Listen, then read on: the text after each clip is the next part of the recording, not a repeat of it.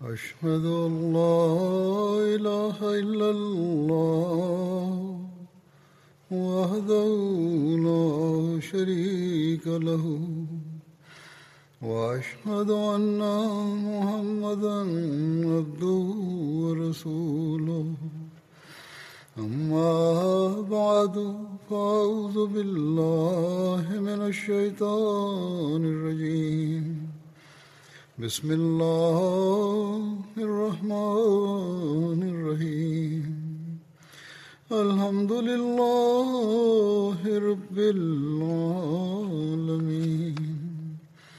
الرحمن الرحيم مالك يوم الدين إياك نعبد وإياك نستعين اهدنا الصراط المستقيم صراط الذين أنعمت عليهم غير المغضوب عليهم ولا الضالين. In dieser Freitagsansprache wird es wieder um Hazrat Usman radhiyallahu ta'ala anhu gehen. In der Schlacht von Riqa, an der der heilige Prophet Muhammad sallallahu alaihi wasallam teilnahm. Es geschah, dass der heilige Prophet sallallahu alaihi wasallam mit 400 oder nach einer anderen Überlieferung 700 Gefährten sich auf den Weg machte und Hazrat Usman zum Amir in Medina ernannte. Und gemäß einer anderen Überlieferung war es ein anderer Gefährte, den er zum Amir machte. Der heilige Prophet Muhammad sallallahu alaihi wasallam ging nach Najd zum Ort Najd, der auch Zatul Riqa genannt wird. Dort angekommen trafen die Muslime auf ein großes Heer von Feinden. Beide Heere trafen aufeinander, aber es wurde nicht gekämpft, sondern man fürchtete sich voneinander. Während dieser Schlacht beteten die Muslime zum ersten Mal das Salatul Khawf, das Gebet der Angst.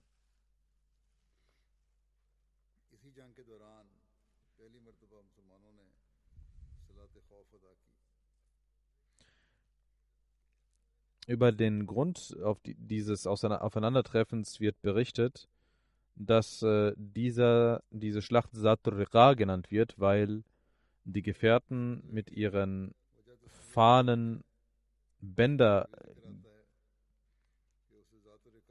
gebunden hatten. Und es wird auch überliefert, dass ein Berg Zatul Riqa hieß, der in der Nähe war.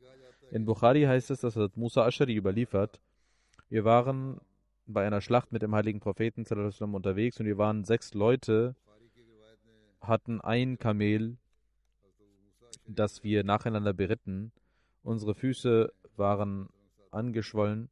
Er berichtet nicht davon, dass 6 Personen in der ganzen Schlacht waren, sondern er sagt, dass sie zu 6 ein Kamel hatten. Und er sagt, meine Füße waren so verletzt, dass wir Haut verloren und dass Tücher unsere Füße bedecken mussten und deswegen wurde diese Schlacht Zatul Riqa genannt. Die Schlacht von Tüchern oder Bändern. Es gibt eine Notiz dazu, die besagt, dass Imam Bukhari hat diese Schlacht als eine Schlacht nach dem Khaybar-Krieg zugeordnet. Andere Überlieferungen sagen, dass es 4 Jahre nach der Hijra war. Und ein Grund, warum es nach dem Khaybar warum diese Überlieferung als authentischer gilt, ist, weil Abu Musa Ashari ein Gefährte war, der erst später zum Islam kam und an dieser Schlacht teilnahm. Deswegen scheint es eher richtig zu sein, dass diese Schlacht 8 Jahre nach der Hijra stattfand. In Sunan Nisai heißt es in einer Überlieferung, dass es sind die Details derjenigen, über die der heilige Prophet sallallahu alaihi wasallam bei dem Sieg von Mekka geboten hatte, dass sie getötet werden sollen. Hazrat Musab bin Saad überliefert von seinem Vater, dass am Tage des Sieges über Mekka der heilige Prophet Muhammad sallallahu alaihi wasallam 4 Männer und 2 Frauen nicht vergab, allen anderen Ungläubigen vergab er. Der heilige Prophet sallallahu alaihi wasallam sagte, tötet diese 4, auch wenn sie an der Kaaba sich retten wollen. Ikrima bin Abu Jahl, Abdullah bin Khatal, Muqis bin Sababa und Abdullah bin Saad bin Abi Sarar. Das waren die 4 Männer. Abdullah bin Khatal, als er gefangen genommen wurde, hielt er sich fest an der Khana Kaaba, an den Tüchern der Khana Kaaba. Hazrat Said und Hazrat Omar gingen zu ihm und Said tötete ihn. Makis wurde in den Geschäften gefunden und wurde dort getötet.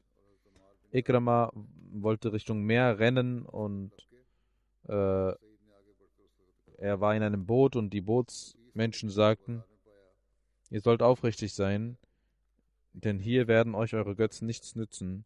Und Ikrama sagte, wenn mich etwas im Meer rettet, dann ist es meine Wahrhaftigkeit. Und auf dem Boden wird mich auch meine Wahrhaftigkeit retten. O Allah, ich verspreche, wenn du mich von diesem Sturm beschützt, dann werde ich an Muhammad sallallahu alaihi wasallam glauben und ich werde meine Hand in seine Hand geben und ich werde sicherlich ihn zu den Vergebenden finden. Und er kam zurück und nahm den Islam an. Das ist eine bekannte Überlieferung und es wird auch überliefert, dass er vor der Reise auf dem Boot seine Frau ihn schon überzeugt hatte vom Islam. In Sunan Nisai steht diese Überlieferung, die ich eben genannt habe. Was Abdullah bin Abi Sarah angeht, er versteckte sich bei Hazrat Usman bin Affan, als der heilige Prophet Muhammad sallallahu alaihi wasallam die Menschen zum Bait einlud, brachte Usman ihn zum heiligen Propheten sallallahu alaihi wasallam und sagte, O Prophet Allahs, bitte akzeptieren Sie das Bait von Abdullah. Der heilige Prophet sallallahu alaihi wasallam sah ihn 3-mal an und weigerte sich 3-mal. Letzten Endes nahm er doch sein Bait an und sagte, kein vernünftiger Mensch, es gab keinen vernünftigen Menschen, der ihn hätte töten können, bevor ich sein Bait genommen hätte. Und die Menschen sagten, O Prophet Allahs, wir wussten nicht, was in ihrem Herzen war. Warum haben sie uns nicht ein Zeichen gemacht? Der heilige Prophet sallallahu alaihi wasallam sagte, für den Propheten ist es nicht gestattet, dass er mit den Augen irgendwelche Zeichen macht. In Sunan Abu Dawud steht dies auch. In einer anderen Überlieferung in Sunan Abu Dawud gibt es auch eine andere Überlieferung und dort heißt es aber nicht, dass er getötet wurde. Es wird gesagt, dass Hazrat Ibn Abbas überliefert, dass Abdullah bin Saad bin Abi Sad ein Schriftführer des heiligen Propheten sallallahu alaihi wasallam war und er wurde von Satan getäuscht und verführt und er ging zu den Ungläubigen. Der heilige Prophet sallallahu alaihi wasallam wies an, ihn zu töten. Hazrat Usman bin Affan wollte ihm Zuflucht gewähren und der heilige Prophet sallallahu alaihi wasallam gab ihm Zuflucht auf Bitten von Hazrat Usman. Über diese Thematik, warum der heilige Prophet sallallahu alaihi wasallam ihn nicht töten ließ, heißt es auch, dass in dieser Überlieferung der heilige Prophet sallallahu alaihi wasallam zu den Gefährten gesagt hat, als ich gewartet habe, das Bait zu nehmen, warum habt ihr ihn nicht getötet? Und das ist widersprüchlich oder diskutabel, wenn der heilige Prophet sallallahu alaihi wasallam nicht sein Bait annehmen wollte, dann hätte er dies durchziehen können und anweisen können, dass die Menschen ihn töten sollen. Er war der Herrscher, er war der König zu der Zeit und es wäre gerecht gewesen, ihn töten zu lassen. Es kann also sein, dass hier eine Meinung eines Überlieferers mit dabei war. In Muslim und Bukhari gibt es eine solche Überlieferung nicht und Abu Dawud überliefert darüber und berichtet darüber. Hazrat Ibn Abbas hat auch eine ähnliche Überlieferung, die ich eben genannt habe, schon überliefert und dort heißt es nicht, dass man ihn töten wollte. Hazrat Muslim Maud radiyallahu ta'ala anhu erklärt den Vers 15 der Suratul Mu'minin und sagt, dass dieses Ereignis mit einem historischen Ereignis verbunden ist, was hier genannt werden sollte. Der heilige Prophet Muhammad sallallahu alaihi wasallam hatte einen Schreiber, er hieß Abdullah bin Abi Sarah. Wenn der heilige Prophet sallallahu alaihi wasallam eine Offenbarung entgegennahm, holte er ihn und ließ ihn diese schreiben. Einmal ließ er diese Verse ihn schreiben. Als er zu dem Vers ankam, Summa Ansha'na, Khalqan Akhar, sagte er von seinem Mund, Fatabarakallahu ahsanul khaliqin. Der heilige Prophet Muhammad sallallahu alaihi wasallam sagte, das ist die Offenbarung, schreibe es nieder. Und dieser unglückselige Mensch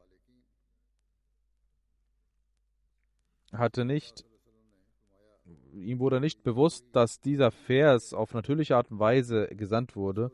Und er dachte, dass der heilige Prophet sallallahu alaihi wasallam seinen Vers, den er genannt hat, zur Offenbarung gemacht hat. Und er dachte daraufhin, dass der heilige Prophet sallallahu alaihi wasallam den Koran selbst ersonnen hat und nicht ihn offenbart bekommt. Und er wurde abtrünnig und ging zu den Ungläubigen. Und er war einer derjenigen, dem das Gebot, ihn zu töten, erlassen wurde vom heiligen Propheten sallallahu alaihi wasallam. Doch Hazrat Usman gab ihm Zuflucht 3 Tage lang. Einmal, als der heilige Prophet Muhammad sallallahu alaihi wasallam das Bett der Mekkaner entgegennahm, kam Hazrat Usman mit Abdullah bin Abi Sar zum heiligen Propheten sallallahu alaihi wasallam und bat darum, seinen Treueeid anzunehmen. Der heilige Prophet sallallahu alaihi wasallam zögerte ein paar Augenblicke, aber danach nahm er sein Bett entgegen und so konnte er auf ein neues den Islam annehmen. Sunan Nasai überliefert,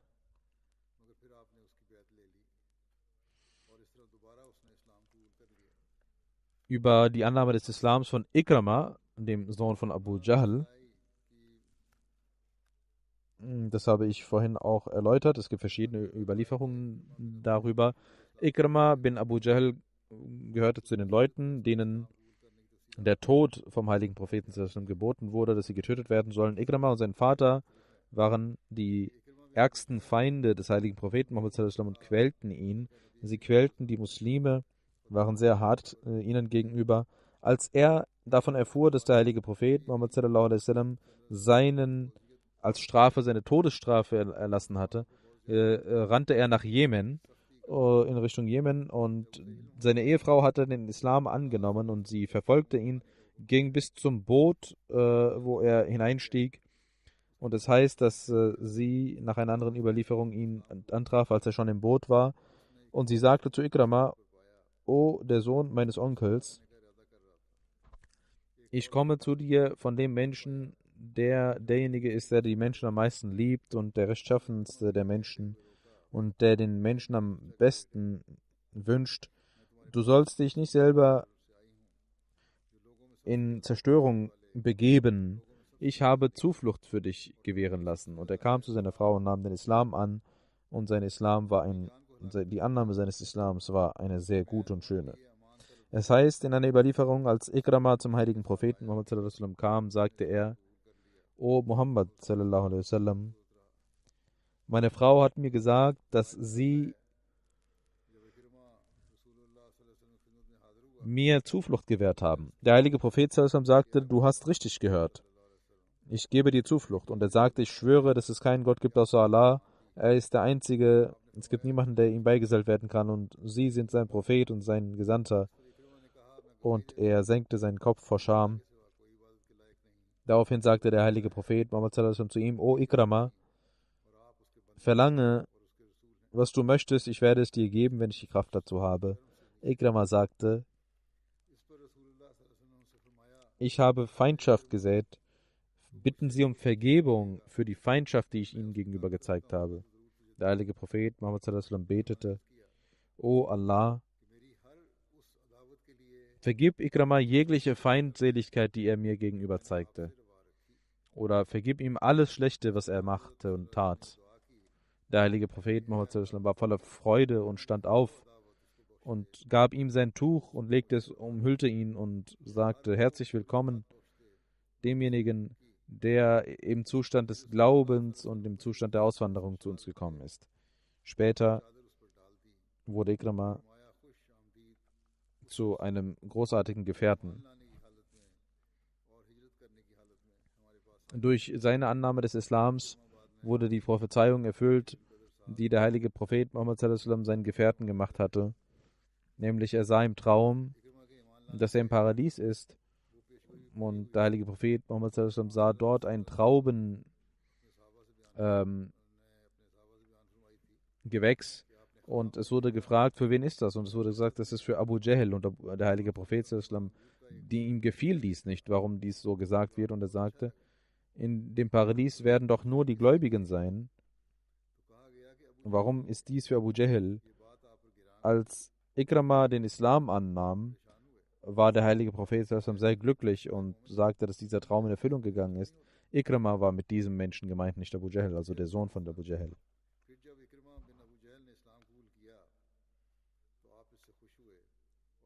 Die Schlacht von Tabuk fand im 9. Jahr nach der Hijra statt.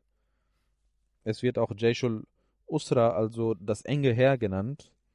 Für die Vorbereitung dieser Schlacht wurde Hazrat Usman anhu, hatte er die Möglichkeit, große finanzielle Opfer zu leisten. Und das heißt, dass die Schlacht von Tabuk auch die Schlacht der Enge genannt wird.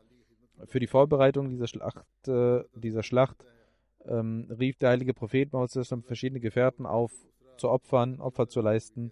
Und Hazrat Usman kam mit einer Karawane von 100 Kamelen und mit allen Gütern, die darin waren, die nach Syrien gehen wollten, und legte sie vor. Und der heilige Prophet Muhammad sallallahu alaihi wasallam rief wieder auf, und der Hazrat Usman anhu brachte weitere 100 Kamele. Dann rief der heilige Prophet sallallahu alaihi wasallam wieder auf. Ein drittes Mal kam Hazrat Usman wieder mit 100 Kamelen voller Güter und gab sie dem heiligen Propheten sallallahu alaihi wasallam. Der heilige Prophet Muhammad sallallahu alaihi wasallam stieg vom Thron herab und sagte: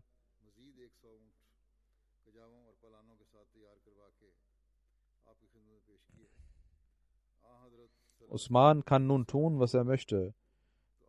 Ihm wird vergeben werden. Usman kann nun tun, was er möchte. Er wird nicht verfolgt werden. Hazrat Usman gab auch 200 Unzen oder eine andere Einheit an Gold, eine arabische Einheit an Gold, und gab ihm 1000 Dinar, dem heiligen Propheten sallallahu alaihi wasallam. Und der heilige Prophet sallallahu alaihi wasallam sah diese an und sah die Münzen an und sagte: Usman kann tun, was er will nach heute. Ihm wird kein Schaden geschehen. Gemäß einer Überlieferung hatte Hazrat Usman 10.000 Dinar geopfert, woraufhin der heilige Prophet sallallahu alaihi wasallam betete für Hazrat Usman: Ghafarallahu laka ya Usmanu.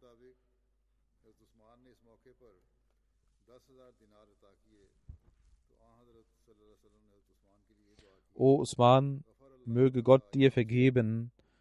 Du hast im Verborgenen gespendet und du hast im Offenen gespendet. Und all das, was du bis zum Tage des jüngsten Gerichts tun wirst. Alles, was passiert, du wirst keine Sorgen haben, was auch immer geschieht. Der heilige Prophet Muhammad sallallahu alaihi wasallam, es heißt, dass er für die Vorbereitung 1000 Kamele gab, für die Vorbereitung dieser Schlacht. Gemäß einer anderen Überlieferung heißt es, dass der heilige Prophet sallallahu alaihi wasallam sagte: O Usman, möge Gott dir all das vergeben, was du im Verborgenen getan hast und was du im Offenen getan hast und was du bis zum Tage des jüngsten Gerichts tun wirst. Du kannst nun tun, was du willst. Gott hat dir vergeben. Gemäß einer anderen Überlieferung sagte der heilige Prophet sallallahu alaihi wasallam und betete für ihn folgendes Gebet: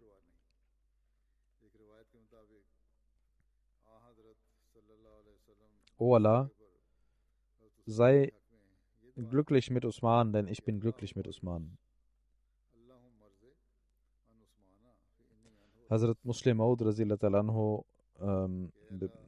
sagt, dass die Gefährten bisweilen ihre Güter ihres Hauses gaben, um sich auf den Krieg vorzubereiten, und bisweilen gaben sie all ihr Hab und Gut, um sich auf die Kriege vorzubereiten.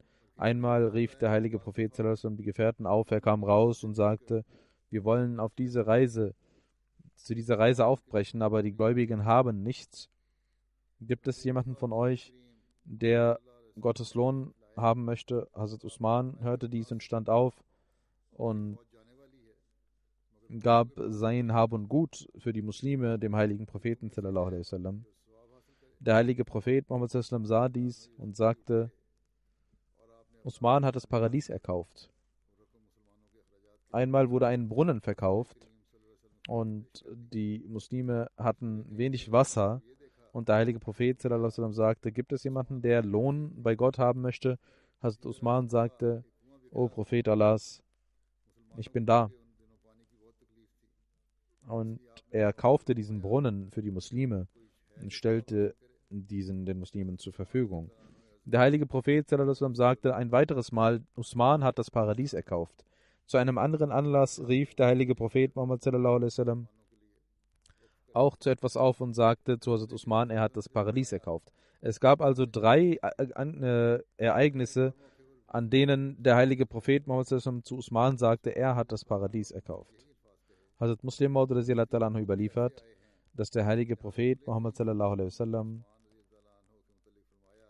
über Hazrat Usman mehrmals sagte, dass er das Paradies erkauft habe und er ein paradiesischer Mensch sei. Einmal beim Vertrag von Hudaybiyah, als der heilige Prophet Muhammad sallallahu alaihi wasallam wieder das Bett der Muslime nahm und Hazrat Usman nicht zugegen war, nahm er seine zweite Hand auf die erste und sagte, das ist die Hand Usmans und ich möchte ihn hier repräsentieren und lege seine Hand auf meine Hand.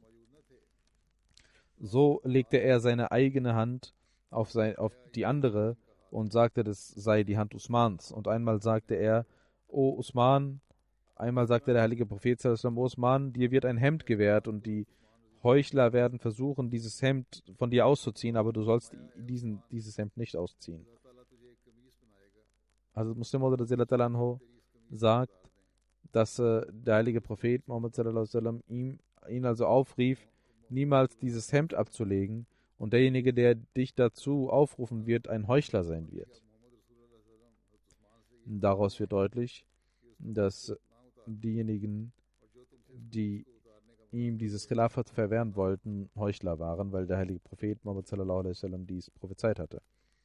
Hazrat Khalifat Masih Salis rahimahullah ta'ala hat über die Opferbereitschaft von Hazrat Usman berichtet und sagt, während eines Kriegszustands haben die Muslime wenig gehabt und der heilige Prophet sallallahu alaihi wasallam rief zum finanziellen Opfer auf, und das Ergebnis war, dass Hazrat Abu Bakr Siddiq sein ganzes Hab und Gut hergab, Hazrat Umar sein halbes, und Hazrat Usman sagte, nehmen Sie dies von mir an, dass ich 10.000 Gefährten ernähren werde und mich um sie kümmern werde, und er gab über 1.000 Kamele und 70 Pferde. Welche Rolle spielt Hazrat Usman während der Ära von Hazrat Abu Bakr? Wie sah Hazrat Abu Bakr ihn an? Was hielt er von ihm? Während der Ära von Hazrat Abu Bakr war Hazrat Usman gehörte zu jenen Gefährten, die besonderen Rat gaben und die Hazrat Abu Bakrs Vertrauen genossen. Als Hazrat Abu Bakr die Fitna besiegte und um die Mujahideen nach Rom zum Oströmischen Reich zu schicken, beriet Hazrat Abu Bakr sich, und einige Gefährten gaben Ratschlag und Hazrat Abu Bakr beriet sich weiter, und Hazrat Usman sagte, Sie sind derjenige, der das Beste für die Muslime wünscht. Das, was Sie für die Menschen gut erachten, sollten Sie tun. Und Sie sollten das mit vollem Vertrauen tun, denn man kann nicht Argwohn gegen Sie hegen. Er sagte zu Hazrat Abu Bakr, man kann nicht Argwohn gegen sie hegen. Hazrat Talha, Hazrat Zubair, Hazrat Saad, Hazrat Abu Ubaidah, Hazrat Said bin Zaid und weitere Muhajirin und Ansar sagten, Hazrat Usman hat die Wahrheit gesprochen. Tun Sie, was Sie für das Beste halten. Wir werden Sie nicht bekämpfen, noch werden wir Ihnen irgendeinen Vorwurf machen. Hazrat Ali redete und Hazrat Abu Bakr stand auf und gedachte Gottes, so wie es ihm gebührt, und sandte Lobpreisungen auf den heiligen Propheten sallallahu alaihi wasallam und sagte, o ihr Menschen, Allah hat euch Segnungen gewährt durch den Islam und durch den Dschihad euch Ehre verschafft und durch diesen Glauben hat er euch Vorzug gewährt über alle anderen. O ihr Menschen Gottes, geht nach Syrien, um gegen die Oströmer zu kämpfen. Als Hazrat Abu Bakr sich mit seinen Gefährten beratschlagte, wer als Gouverneur von Bahrain nach Awam ernannt werden soll, sagte Hazrat Usman bin Affan, schicken Sie jenen Mann, den der heilige Prophet Muhammad sallallahu alaihi wasallam zum Gouverneur von Bahrain gemacht hatte. Und er war derjenige, durch den die Menschen Bahrain den Islam annahmen. Und er kennt die Gegend und die Menschen sehr gut. Er ist Ala bin Hazrami. Hazrat Abu Bakr schickte Ala bin Hazrami als Gouverneur nach Bahrain und stimmte dem zu.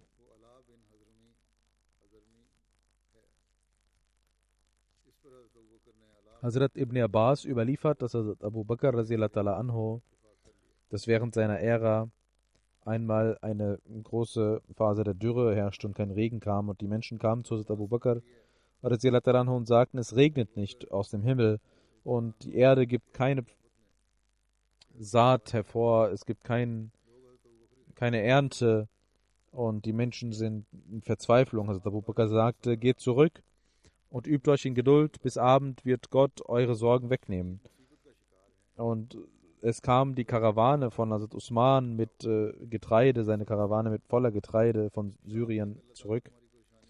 Als man davon hörte, gingen die Menschen zu Hazrat Usman und klopften an seine Tür. Hazrat Usman ging hinaus zu den Menschen und fragte, was möchtet ihr? Die Menschen sagten, sie wissen, was wir möchten. Es herrscht Dürre.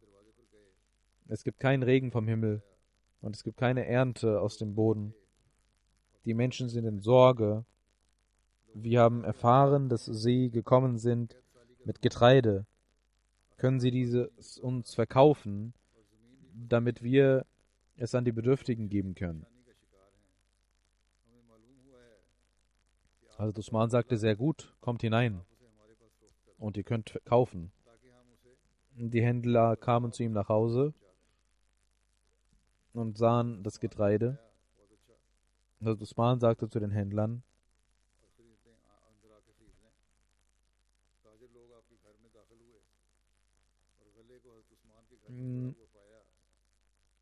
wie viel Profit werdet ihr mir geben? Das, was ich von Syrien hierher geholt habe, ich bin dorthin gegangen, habe es gekauft und bin hier wieder zurückgekommen. Wie viel Profit werdet ihr mir geben? Sie sagten, es gab Händler und einige Menschen, die da waren und sagten, wir werden, wenn es 10 gekostet hat, 12 geben. Also Usman sagte, ich bekomme aber mehr. Dann sagte er, wir werden 15 auf 10 geben. Das heißt, wenn es 10 Dirham kostet, werden wir 15 Dirham geben.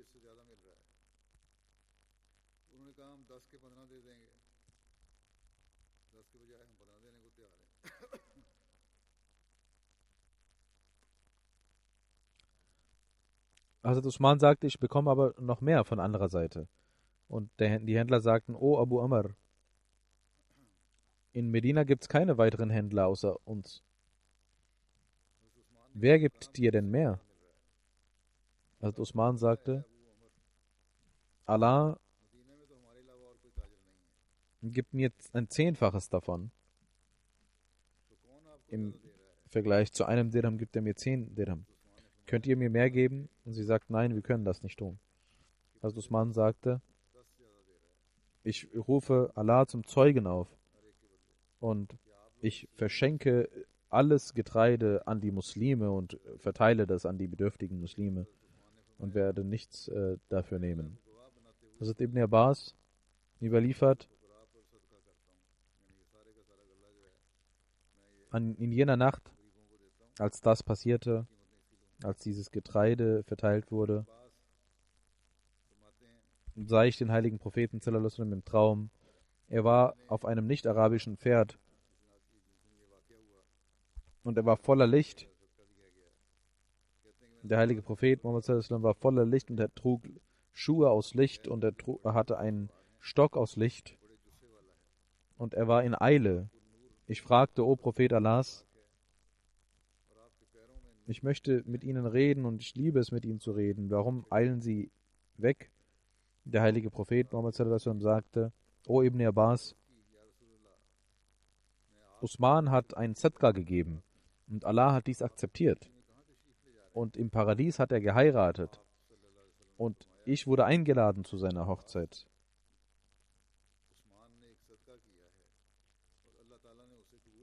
Während der Ära von Hazrat Umar radhiyallahu wird überliefert, werde ich auch einiges erzählen über Hazrat Usmans Rolle. Als Hazrat Umar zum Kalifen ernannt wurde,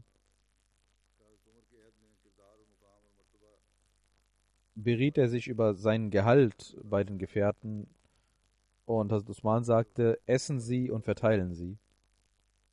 Nehmen Sie das, was wichtig ist und verteilen Sie und achten Sie auch auf die Notwendigkeiten der Menschen. Man muss nichts festlegen. Als die Siege des Islams vorangingen und man viel Geld bekam, nahm Hazrat Umar radhiyallahu anhu einige Gefährten und versammelte diese und beriet sich über die Güter und über die Ware. Hazrat Usman sagte, ich sehe, dass wir viel Geld haben und es reicht für die Menschen. Wenn wir nicht einen Zensus machen und eine Umfrage machen, wer schon etwas bekommen hat und wer nicht, werden wir Schwierigkeiten haben und die Leute werden zweimal kommen, dreimal kommen. Es muss ein Archiv geben. Und das Umar radhiyallahu anhu nahm diesen Rat an und es wurde ein Zensus gemacht und es wurden Daten aufgenommen und Namen der Menschen aufgeschrieben und die Menschen konnten gemäß eines Systems sich die Güter holen. Es gibt auch eine Prophezeiung des heiligen Propheten sallallahu alaihi wasallam über Hazrat Usman. Es wurde über dieses Hemd habe ich bereits eben berichtet. Hazrat Abu Bakr radhiyallahu anhu überliefert, dass der heilige Prophet Muhammad sallallahu alaihi wasallam eines Tages sagte, hat jemand einen Traum gesehen von euch? Eine Person sagte, ja, ich habe etwas gesehen. Ich habe gesehen, dass eine Waagschale vom Himmel kommt, eine Waage, und sie und Hazrat Abu Bakr wurden gewogen und sie waren schwerer als Abu Bakr. Dann wurde Umar und Abu Bakr gewogen und Abu Bakr war schwerer als Umar. Dann wurden Umar und Usman gewogen und Umar war schwerer als Usman. Dann wurde die Waage weggenommen und wir sahen, dass der heilige Prophet sallallahu alaihi wasallam unzufrieden war. Der heilige Prophet sallallahu alaihi wasallam war nicht glücklich über diesen Traum. Gemäß einer anderen Überlieferung heißt es, dass Jabir bin Abdullah überliefert, dass der heilige Prophet sallallahu alaihi wasallam sagte, heute wurde einem Rechtschaffenen in einem Traum gesagt, dass Abu Bakr mit dem heiligen Propheten sallallahu alaihi wasallam verbunden wurde und Umar mit Abu Bakr und Usman mit Umar. Also Jabir sagt, als wir vom heiligen Propheten sallallahu alaihi wasallam weggingen, sagten wir, ein rechtschaffener Mensch, das ist der heilige Prophet sallallahu alaihi wasallam, und der eine mit dem anderen verbunden heißt, dass diese Menschen die Hüter des Glaubens sein werden, für das Allah den heiligen Propheten sallallahu alaihi wasallam geschickt hat. Also Zumra bin Jundub überliefert, dass eine Person sagte, O Prophet Allahs, ich habe gesehen, dass quasi vom Himmel eine Waage kommt, dann kam oder ein Gefäß. Abu Bakr kam und trank daraus Dann kam Umar und trank daraus. Dann kam Usman und nahm beide Holzstäbe und trank daraus. Dann kam Hazrat Ali und nahm beide Gefäße. Und es wurde einiges traf ihn. Das Wasser kam hinaus. Und das war ein Zeichen für das Khilafat und die Ordnung des Khilafats. Und die Ära von Hazrat Ali war eine sehr schwere Ära, dass er nicht richtig daraus trinken konnte und dass dies eine sehr schwierige Zeit war. Über die Wahl von Hazrat Usman zum Kalifen heißt es, dass die Majlis Shura tagte und Hazrat Miswar bin Makhrama überliefert, dass Hazrat Umar bin Khattab, als er angegriffen wurde, aber noch am Leben war, wurde ihm gesagt, dass er einen Nachfolger bestimmen soll. Aber Hazrat Umar weigerte sich. Einmal kam er zum Pult und sagte einige Worte und sagte, wenn ich sterbe, dann sollen diese 6 Personen über euch bestimmen, die der heilige Prophet Muhammad sallallahu alaihi wasallam verlassen hat, in einem Zustand, dass er mit ihnen zufrieden war. Ali bin Abu Talib, sein Nazir Zubair bin Awam, Abdurrahman bin Auf, sein Nazir Usman bin Affan, Talha bin Ubaidullah und Saad bin Malik. Dann sagte Umar, seid achtsam, ich gebiete euch, Gottesfurcht walten zu lassen und gerecht zu entscheiden.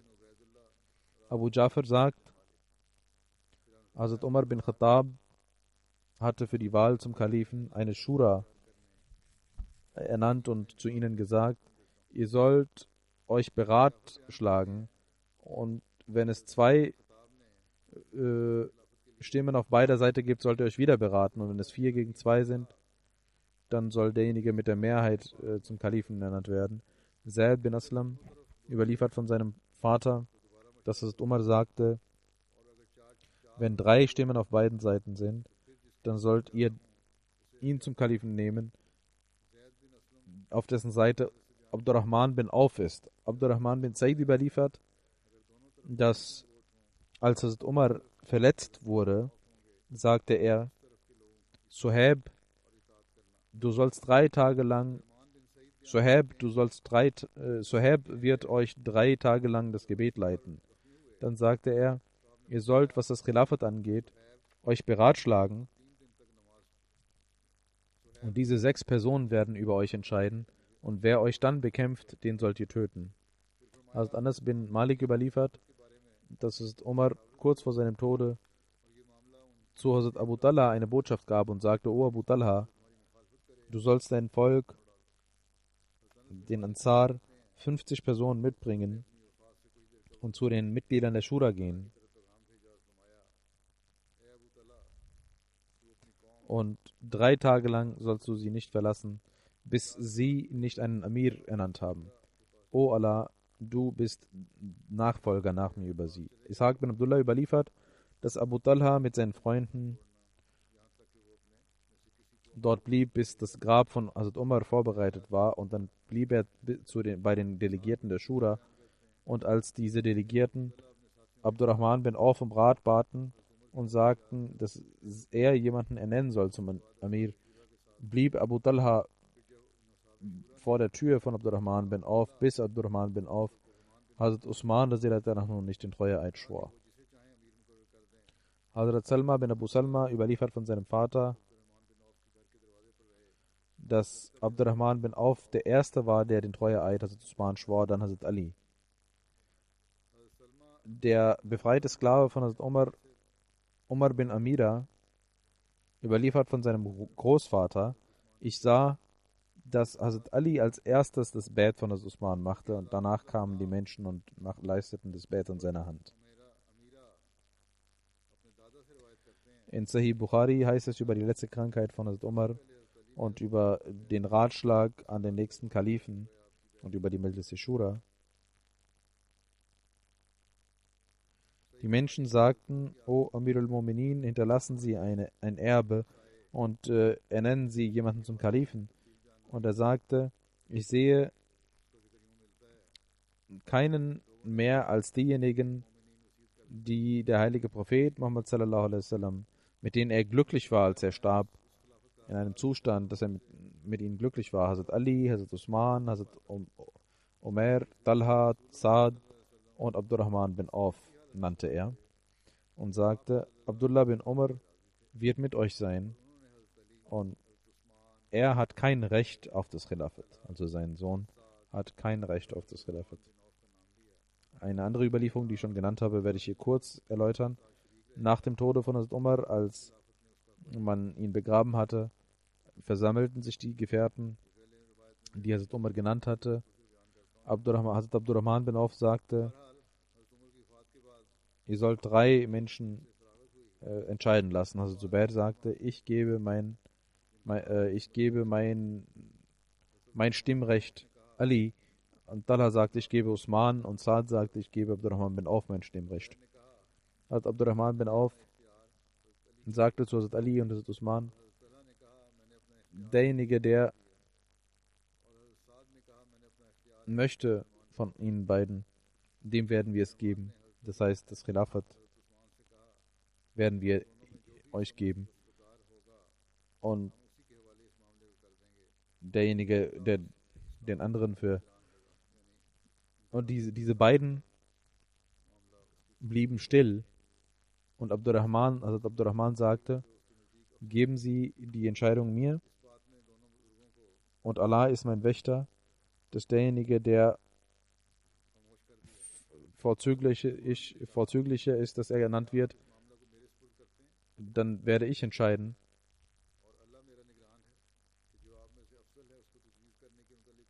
Und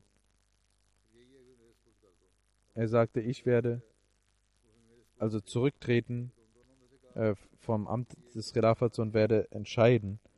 Und das, was ich entscheiden werde, werdet ihr akzeptieren. Ist das okay?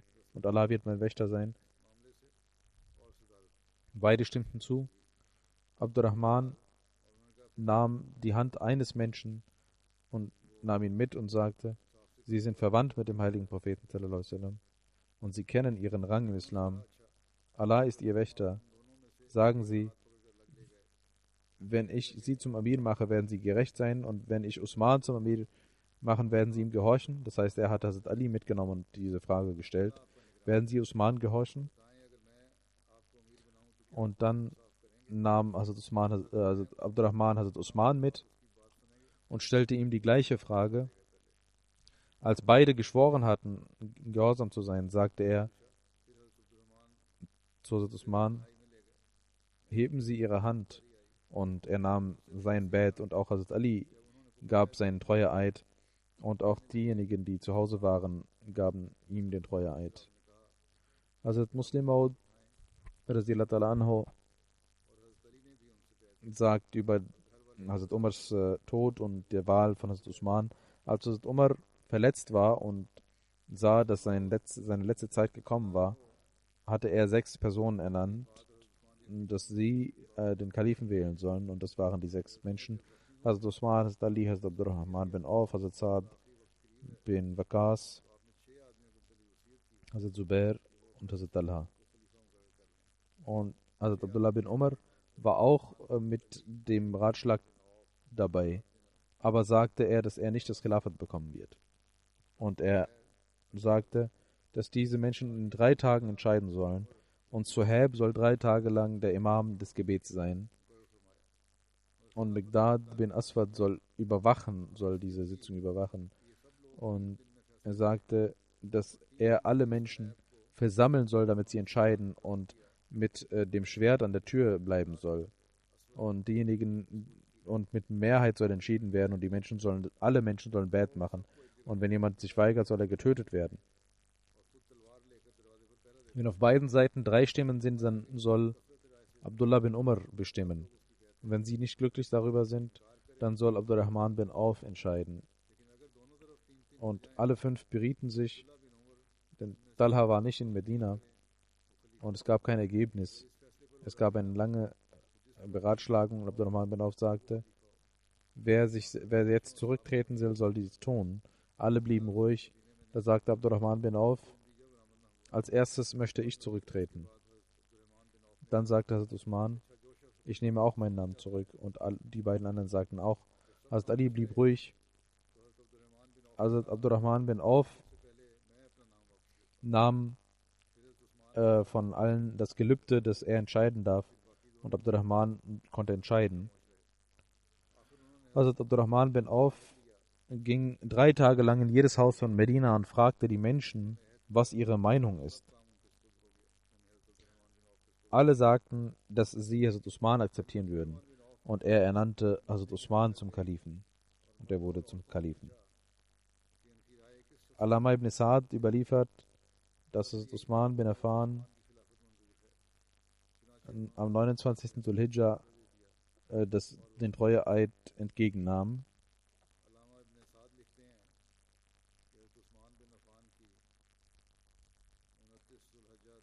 Asal bin Sabra überliefert, als Hazrat Usman zum Kalifen ernannt wurde, sagt Abdullah bin Masud,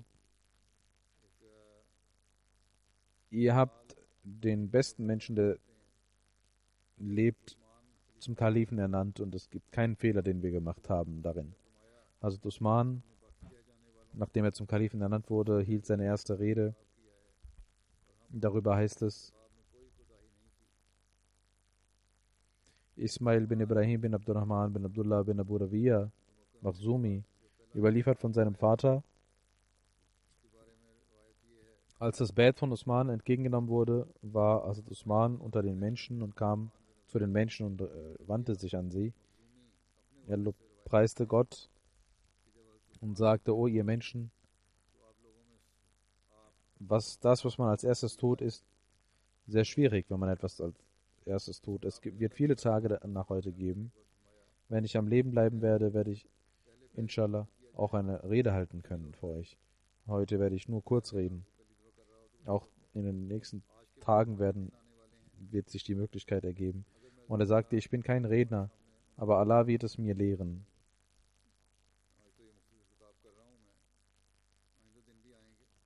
Badr bin Usman überliefert von seinem Vater, als die Schura-Mitglieder Hazrat Usman Treueeid schworen, ging er in einem Zustand raus, dass er besorgt war.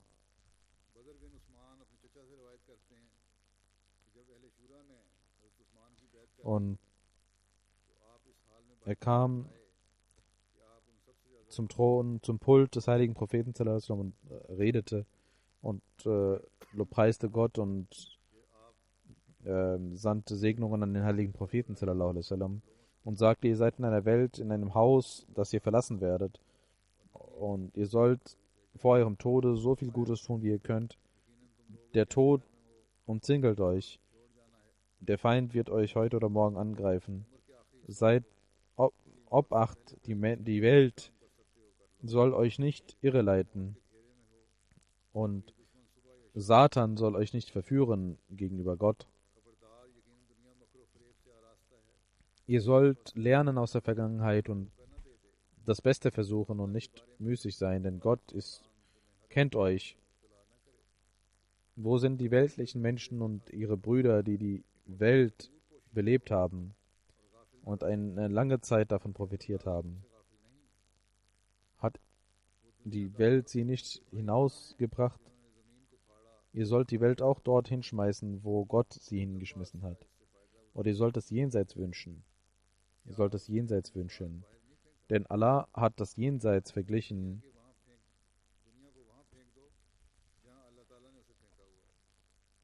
mit dem Besten und gesagt,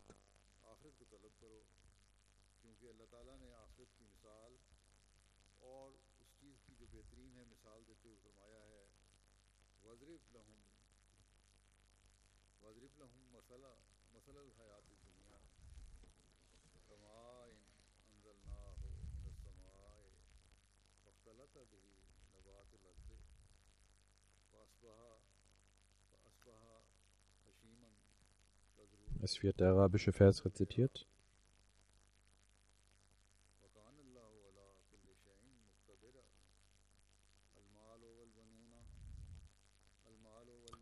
Du sollst ihnen die Metapher Al-Kahf, in Al-Kahf heißt es, Du sollst ihnen die Metapher der Welt geben. Es ist wie das Wasser, das wir aus dem Himmel hinabgesandt haben. Und damit hat sich vermischt die Erde und dann wurde sie in die, durch den Wind überall verbreitet. Allah ist der Mächtigste. Das Geld und die Kinder sind der Schmuck dieser Welt und das, was übrig bleiben wird, sind die guten Werke, die rechtschaffenen Werke. Das ist das Beste und am Ende das Empfehlenswerteste und das Beste, was ihr machen könnt vor Gott. Und die Menschen kamen zu ihm und wollten Bett machen. Und über die Siege in der Ära von Hazrat Usman werde ich kurz berichten. Während der Ära von Hazrat Usman gab Allah den Muslimen folgende Siege. Afrika, in Marokko und Algerien, Andalus, Spanien im 27. Jahr nach der Hijra, Zypern 28, Savari, Armenien, Khorasan 31. Jahr nach der Hijra, Oströmisches Reich, Talikan, Faryab, Juzajan und Takharistan wurden erobert. 32. Jahr nach der Hijra. Es wird auch darüber berichtet, dass es Usman, das in seiner Ära in Indien bereits der Islam Einzug erhielt. Und dazu heißt es kurz, im 27. Jahr nach der Hijra hatte Hazrat Usman, Hazrat Abdullah bin Abi Sar mit 10.000 Mann nach Nordafrika geschickt, also Algerien und Marokko.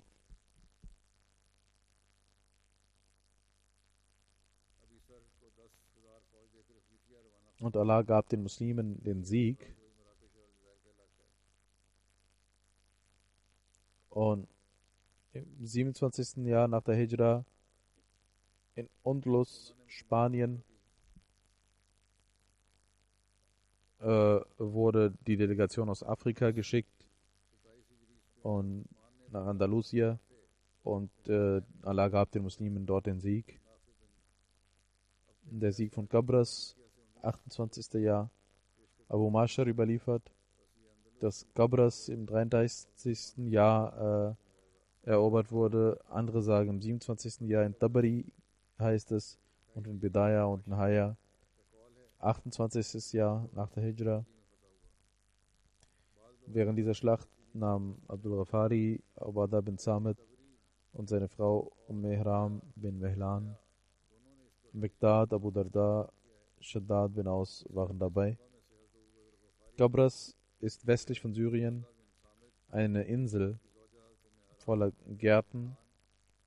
Qabras wurde in der Zeit von Hazrat Usman durch die Erlaubnis von Hazrat Usman durch Amir Muawiyah erobert. Hazrat Ihram bin Melan war auch dabei während der Schlacht, die der heilige Prophet Muhammad prophezeit hatte, der heilige Prophet ihr Märtyrertod prophezeit wurde. Sie war auf einem Sie ritt und fiel herunter und wurde dabei getötet. Ich werde in der nächsten Freitagsansprache darüber weitererzählen. Ich möchte auch heute zum Dua aufrufen für die Ahmadis in Pakistan.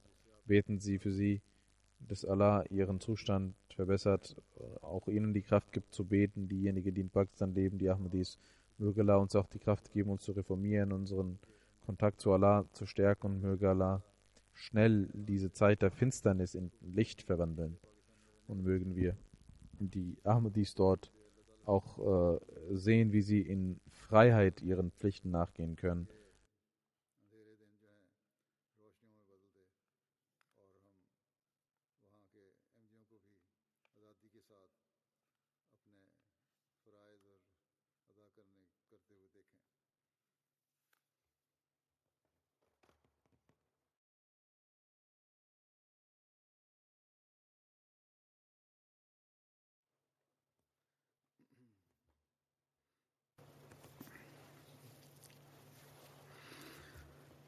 الحمد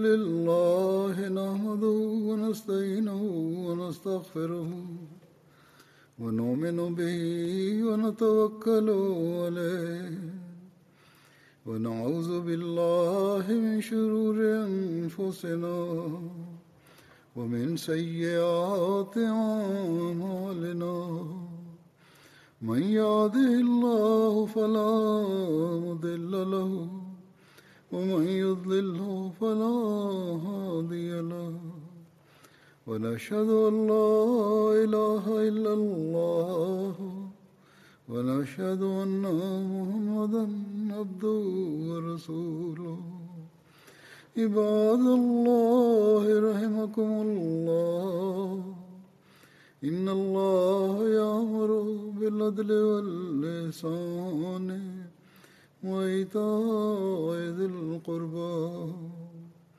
وينهى عن الفحشاء والمنكر والبغي يعظكم لعلكم تذكرون اذكروا الله يذكركم وادعوه يستجب لكم ولذكر الله أكبر